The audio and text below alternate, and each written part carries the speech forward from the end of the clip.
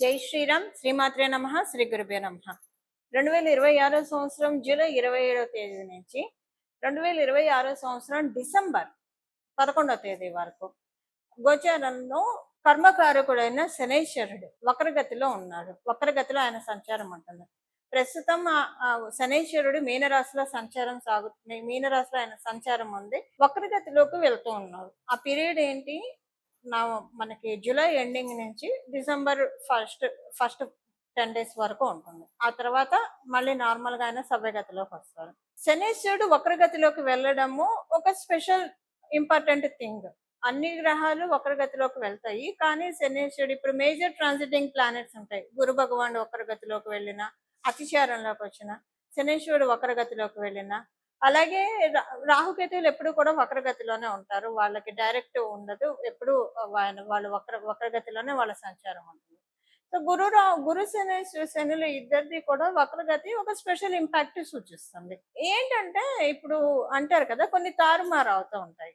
ఏం తారుమారు అవుతూ ఉంటాయి? శనీశ్వరుడు వక్రగతిలో ఉండడం వల్ల కొన్ని రాసుల వాళ్ళకి ప్లస్, మైనస్ అని చెప్పను కానివ్వండి, కొన్ని రాసుల వాళ్ళకి యావరేజ్ ఉంటుంది, కొంచెం బిలో యావరేజ్ కూడా ఉంటుంది. అంటే లాభపడే రాసుల వాళ్ళకి. ఇప్పుడు ఏ రాసుల వాళ్ళకి ప్లస్ అంటే, ప్రస్తుతం ఏలినాడు శని జరుగుతున్న రాసులకి ఆయన వక్రగతిలోకి వెళ్ళడం చాలా ప్లస్.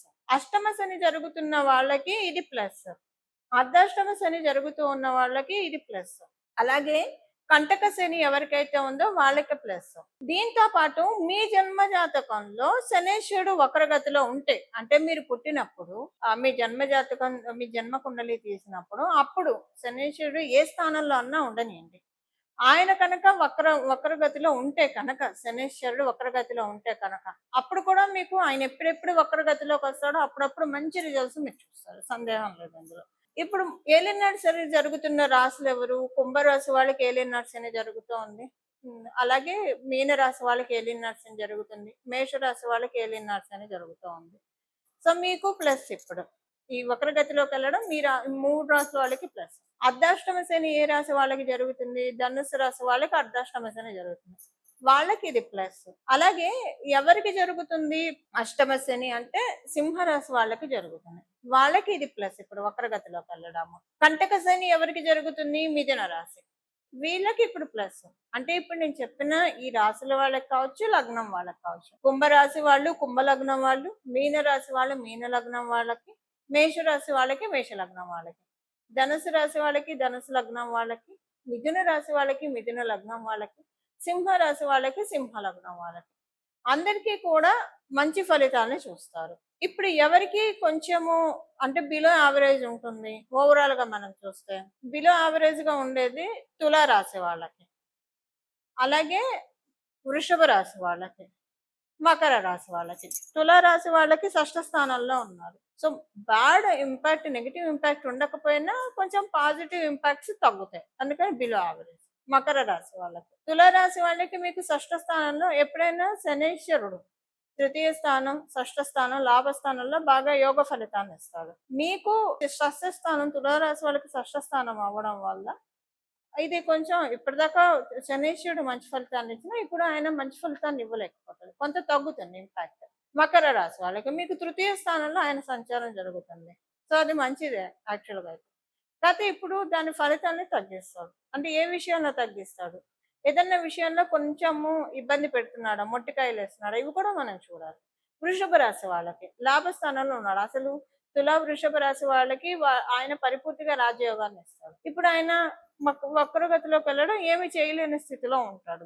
ఇప్పుడు ద్వాదశ రాశుల వాళ్ళకి, ద్వాదశ లగ్నాల వాళ్ళకి బ్రీఫ్ గా ఇలా ఉంటుందండి. ఒక్కొక్క రాశి వాళ్ళకి మీ రాశిని అనుసరించి, అలాగే మీ లగ్నాన్ని అనుసరించి ఏమేమి ఫలితాలు ఉంటాయి, అలాగే ఒకవేళ నెగిటివ్ ఇంపాక్ట్ ఉంటే దాని నుంచి ఎలా బయటపడాలి, పాజిటివ్ ఇంపాక్ట్స్ ఉంటే దాన్ని పెంచుకోవడానికి ఇంకా ఏం చేయగలుగుతాము, ఇవన్నీ కూడా మనం ఇప్పుడు చూద్దాము. ప్రతి ఒక్క రాశి వాళ్ళకి కూడా విడివిడిగా చూద్దాం. ఇప్పుడు ఇంకొక స్పెషల్ సిగ్నిఫికెన్స్ ఏంటంటే, గురు భగవానుడు కర్కాటక రాశిలో ఉంటూ, ఆయనకి ఉచ్చ రాశి అయిన కర్కాటక రాశిలో ఉంటూ శనేశ్వరుడిని నవమ దృష్టితో చూస్తూ ఉన్నాడు.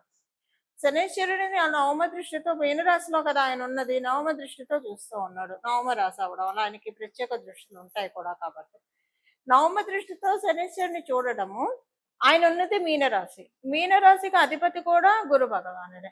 ఇది ఒక స్పెషల్ ఇంపాక్ట్ చూపిస్తూ ఉంది. ఇప్పుడు ఏ ఏ రాశుల వాళ్ళకి ఎలాంటి ఫలితాలు ఉంటాయి అన్నది ఇప్పుడు మనం చూద్దాము.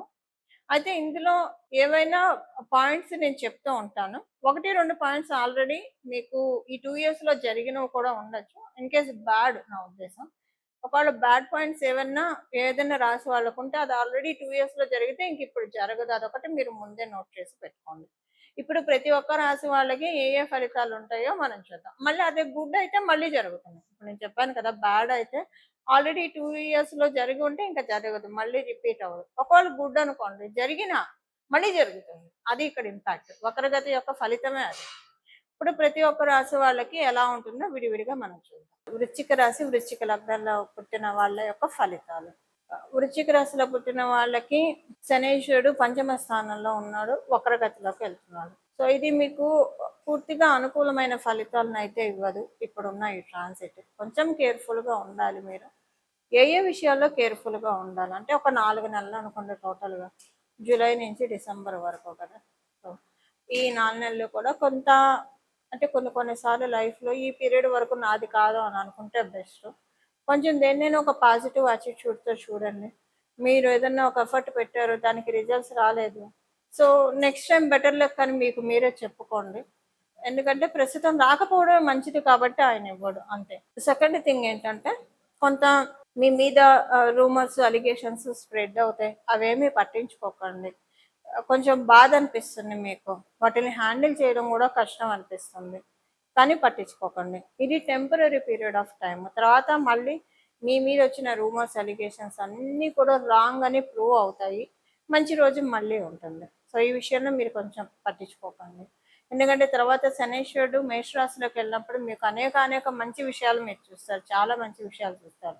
సో అప్పుడు మంచి విషయాలు చూడాలంటే 2.5 years డౌన్ ద లైన్ ఇప్పుడు కొంచెం పెయిన్ ఓర్చుకోవాలి. దానికోసమే మీకు వచ్చే సిచ్యువేషన్స్ అని గమనించండి. ఇదేదో మీకు అంటే ఒక పెయిన్ మనకు వచ్చినా ఆ పెయిన్ వల్ల మనకి బెనిఫిట్ అంటే అది మంచిదే కదా. ఇప్పుడు ఉదాహరణకి చాలా మంది టాటూస్ వేయించుకుంటూ ఉంటారు. ఆ టాటూస్ వేయించుకున్నప్పుడు చాలా పెయిన్ ఉంటుంది, కానీ తర్వాత అందంగా ఉంటుంది, అందంగా ఉండడం కోసం భరించి వేయించుకుంటారు కదా. అలా తర్వాత 2.5 years మీ లైఫ్ అందంగా ఉండడానికి ఇప్పుడు ఈ పెయిన్ కాస్త భరించాలి. ఇప్పుడు మనం తెలుసుకోబోయే విషయాల్లో పెయిన్ ఉంటుంది, ఆల్రెడీ చెప్పాను. అలాగే హెల్త్ విషయంలో కొంచెం జాగ్రత్తగా ఉండాలి. హెల్త్ అంటే యాక్చువల్గా చెప్పాలంటే మీకు మానసికంగా కొంచెం నలిగిపోవడం వల్ల హెల్త్ ఎఫెక్ట్ అనిపిస్తుంది, కానీ లిటరల్గా హెల్త్ ప్రాబ్లమ్స్ అంటూ ఏవి ఉండవు మీకు. వాటి వల్ల వచ్చేది మీకు ఈ హెల్త్ ప్రాబ్లమ్. అలాగే ఫైనాన్షియల్ మ్యాటర్స్లో కూడా బాగుంటుంది, కాకపోతే కొంచెము ఎక్కువగా ఖర్చు పెట్టాలంటే ఎందుకులే ఖర్చు పెట్టడం అని ఆలోచిస్తారు మీరు.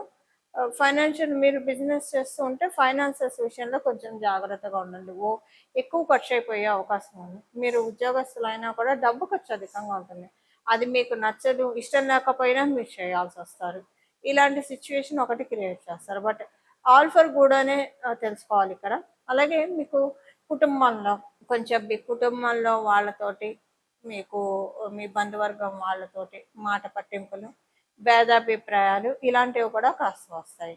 ఇవన్నీ కాస్త ఇప్పుడు ఓర్చుకుంటేనే తర్వాత మీకు మంచి లైఫ్ 2.5 years అంటే ఆయన మేషరాశిలోకి వెళ్ళినప్పుడు బెటర్ అంటే బెటర్ రిజల్ట్స్ ఇవ్వాలి. బెటర్ రిజల్ట్స్ ఆయన ఇవ్వాలి కాబట్టే ఇప్పుడు మీకు ఈ టెస్టింగ్ పీరియడ్, ఈ 4 months మటుకు నిస్సందేహంగా టెస్టింగ్ పీరియడే. వృశ్చిక రాశి, వృశ్చిక లగ్నంలో పుట్టిన వాళ్ళకి కాలంతో ఓపిక పట్టండి. మీరు అంతకుముందు 2025కి ముందు 2020 నుంచి 2025 లోపల చూసిన సిచ్యువేషన్స్తో పోలిస్తే ఇది అసలు చాలా తూతూ మంత్రం అనే చెప్పుకోవచ్చు. ఆల్రెడీ మీరు అవన్నీ నలుగున్నారు కాబట్టి ఇవి పెద్దగా మిమ్మల్ని ఇబ్బంది పెట్టవు. వాటిల్లో 10% కూడా ఉండదు. కాకపోతే ఏంటంటే ఇప్పుడు ఒక మోడ్లోకి అలవాటు పడిపోయి ఉంటారు కదా, కొంచెం ఇది పించింగ్గా అనిపిస్తుంది మీకు. కొంచెం ఓర్మ పట్టండి. తర్వాత అంతా కూడా ఇదంతా శనీశ్వరుడు మేషరాశిలోకి ఎంటర్ అయినప్పటి నుంచి 2.5 years మీకు గోల్డెన్ రిజల్ట్స్ ఇవ్వడానికే. అది ఇవ్వాలంటే డిజర్వెన్స్ మీకు కట్టపెట్టాలి. ఆ తీసుకునే డిజర్వెన్స్ మీ జన్మజాతకం బలంగా ఉన్నా లేకపోయినా, బలంగా ఉంటే డబుల్ రిజల్ట్స్ వస్తాయి, బలహీనంగా ఉంటే అసలు తీసుకోలేరు కదా. మరి దాన్ని మిమ్మల్ని అర్హులు చేయాలంటే ఇప్పుడు ఉండే ఈ టెస్టింగ్ పీరియడే దానికి అర్హత. ఒక ఇంటర్వ్యూలో ఒక ఉద్యోగం మనం చేయాలంటే పెద్ద మంచి ఉద్యోగము, ఇంటర్వ్యూలో సక్సెస్ అవ్వాలి, ఇంటర్వ్యూ కంటే ముందు దానికి తగ్గ అర్హత ఇంటర్వ్యూకి అటెండ్ అవ్వడానికి అర్హత సంపాదించుకోవాలి. సో అవన్నీ ఎలాగైతే ప్రాసెస్ ఉంటుందో ఇప్పుడు ఈ 2.5 ఇయర్స్ మేషరాశిలోకి ఆయన ఇంకా టైం ఉందనుకోండి, ఎంటర్ అయినప్పుడు మీకు మంచి గోల్డెన్ పీరియడ్ ఉంది. అది మీరు అర్హత సంపాదించుకోవాలంటే ఇప్పుడు ఇది చదువుకోవడము, ఎంట్రన్స్ టెస్ట్ రాయడం, ఇంటర్వ్యూలు ఇవ్వడం అనుకోండి, టెస్టింగ్, ఇవన్నీ కూడా టెన్షన్ఫుల్గా ఉంటాయి కదా, అలా టెస్టింగ్ ఉంటుంది. ఈ 4 నెలలు మీరు కొంచెం ఇగ్నోర్ చేసేయండి, మీ పని మీరు చేసుకుంటూ ఉండండి. తర్వాత అంతా చక్కటి సత్ఫలితాన్ని మీరు ఎంజాయ్ చేయగలుగుతారు. చూసారు కదండి, ఇప్పుడు చేసుకోవాల్సిన పరిహారం. శని మహారాజు కాలపురుషుడు కుండలిలో ఆఖరి రాశి అనే వ్యయ రాశిలో ఉంటుంది, వక్ర గమనంలోకి వెళ్తున్నారు. అది కూడా నవమ రాశి, గురు భగవాను నుంచి నవమ రాశి గురు భగవాను స్వక్షేత్రము. ఇప్పుడు గురు భగవాను కర్కాటక రాశిలో ఉన్నాడు కాబట్టి గురు భగవాను నుంచి నవమ రాశి ఆయన స్వక్షేత్రము. ఆయన నవమ దృష్టితో మీన రాశిని చూస్తూ ఉన్నారు. ఇది ఒక గుడ్ ఇంపాక్ట్ క్రియేట్ చేయడానికి చేసుకోవాల్సిన పరిహారము. కర్మకారకుడు కాబట్టి మనం ఆచరించే కర్మల్ని బట్టి ఆయన ఫలితాన్ని, సత్ఫలితాన్ని మనకు అందజేస్తాడు. సో మీకు వీలుంటే ఎంత అంటే మీరు ఏం మంచి కార్యాలు చేయగలుగుతారో అది చేయడమే రెమెడీ. లేదా ప్రతిరోజు కూడా మీరు ఒక 11 రోజులు పెట్టుకుంటారా, 21 రోజులు పెట్టుకుంటారా, 41 రోజులు. ఏకవింశతి మంచిది, 21 రోజులు అయితే మంచిది, లేదా మండలం 41 రోజులు అయితే మంచిది. మీకు కుదరదు అంటే 11 రోజులు. ఇంకా 11 రోజులు అయితే కంటిన్యూగా చేయండి. 21 రోజులైనా అంటే ఆడవాళ్ళు అయితే 11 రోజులు కంటిన్యూగా, మగవాళ్ళు అయితే 41 రోజులు కూడా కంటిన్యూగా చేయగలుగుతారు. బట్ ఆడవాళ్ళ సంగతి నేను చెప్తున్నా. ఒక 11 రోజులు అయితే కన్ఫర్మ్ గా కంటిన్యూగా చేయగలుగుతారు. 21 రోజులు కూడా ఒక్కోసారి కంటిన్యూగా చేయగలుగుతారు. 41 రోజులు అంటే వాళ్ళకి కంటిన్యూగా అవ్వకపోవచ్చు. బట్ అయినా పర్వాలేదు, మధ్యలో ఒక 4-5 రోజులు బ్రేక్ వచ్చినా మళ్ళీ కంటిన్యూ చేయొచ్చు. చేయాల్సింది ఏంటంటే ప్రతిరోజు మీ ఇంటి దగ్గర ఉన్న దేవి దేవతల ఆలయానికి వెళ్ళి అక్కడ నవగ్రహాలు ఉంటారు కదా, నవగ్రహాలు ఉంటాయి కదా, అక్కడ మీరు ప్రదక్షిణ చేయాలి. ప్రతిరోజు కూడా 41 ప్రదక్షిణాలు చేయాలి. ఈ 41 ప్రదక్షిణాలు మీరు 11 రోజులు చేస్తారా, 21 రోజులు చేస్తారా, 41 రోజులు చేస్తారా మీ ఇష్టం. మీకు కుదిరి సమయం సహకరించి మీకు ఓపుకుంటే 108 ప్రదక్షిణాలు చేస్తే ఇంకా మంచిది. ఎందుకంటే కాలపురుషుడు కుండలిలో వ్యయ స్థానంలో ఆయన ఉన్నాడు. ఇంకా మళ్ళీ ఆయన నెక్స్ట్ సైకిల్ ప్రారంభిస్తున్నాడు.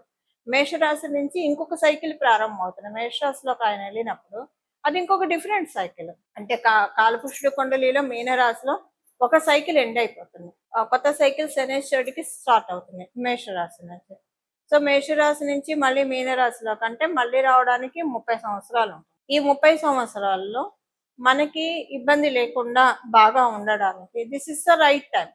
ఎండ్ ఆఫ్ ద పాయింట్ లో ఈ పరిహారం చేసుకోవడం వల్ల శనేశ్వరుడు మేషరాశిలోకి వచ్చినప్పటి నుంచి ఆ తర్వాత జరిగే ఆయన ఏ రాశుల్లోకి వెళ్ళినా ఇబ్బంది పెట్టే సిచ్యువేషన్స్ ఒకవేళ ఉంటే ఆయన వల్ల అది ఇవ్వకుండా ఆ రిజల్ట్స్ ని తక్కువ చేస్తాడు. ఇబ్బంది పెట్టే రిజల్ట్స్ ఉంటే తక్కువ చేస్తాడు, కానీ ఏదన్నా మనకి బ్లెస్సింగ్స్ ఇచ్చేవి ఉంటే వాటిని చక్కగా ఇస్తాడు. ఇబ్బంది పెట్టేవి యావరేజ్గా చేసేస్తాడు.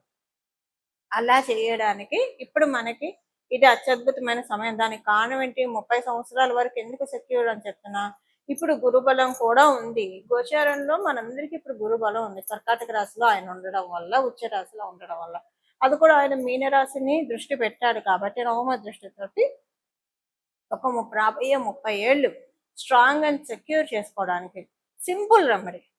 మీకు కుదిరితే 41 రోజులు చేయండి, ప్రతిరోజు 108 చేయండి, చాలా మంచి రిజల్ట్స్ చూస్తారు.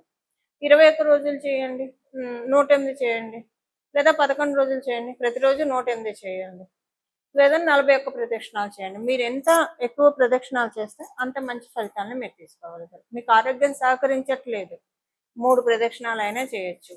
లేదు వెళ్ళలేరు, మీరు దేవాలయానికి వెళ్ళలేరు, అప్పుడు గోమాతని దండం పెట్టుకున్నా కూడా మీరు అందరి దేవతల్ని పూజించినట్టే. సకల గోమాతకు ఆహారం తినిపించడం ఏదైనా చేయొచ్చు. బట్ ఆ అవకాశం ఉండి ఓపుకున్న వాళ్ళు నవగ్రహ ప్రదక్షిణ చేస్తే మంచిది. నవగ్రహ స్తోత్రం ఒక 9 సార్లు చదువుకోవడం, అంటే ఒక్కొక్క గ్రహానికి ఒక్కొక్కసారి చొప్పున 9 సార్లు చదువుకుంటే చాలా మంచిది. అక్కడ మీకు గుళ్ళల్లోనే రాసి పెట్టేస్తారు ఒక బోర్డు మీద నవగ్రహ స్తోత్రాలు, ఒక్కొక్క గ్రహానికి ఒక్కొక్క స్తోత్రం రాసి పెట్టేస్తారు. అవి కూడా చదువుకుంటే మంచిది. ఇలా చేస్తే కనుక చాలా చక్కటి సత్ఫలితాల్ని అందుకోవడానికి అవకాశం ఉంటుంది. ఈ విధంగా భగవంతుడి యొక్క పరిపూర్ణ కృపా కటాక్షాలని మన అందరం కూడా పొందాలని చెప్పి మనస్ఫూర్తిగా కోరుకుంటూ మంగళం. నమో భగవతే వాసుదేవాయ.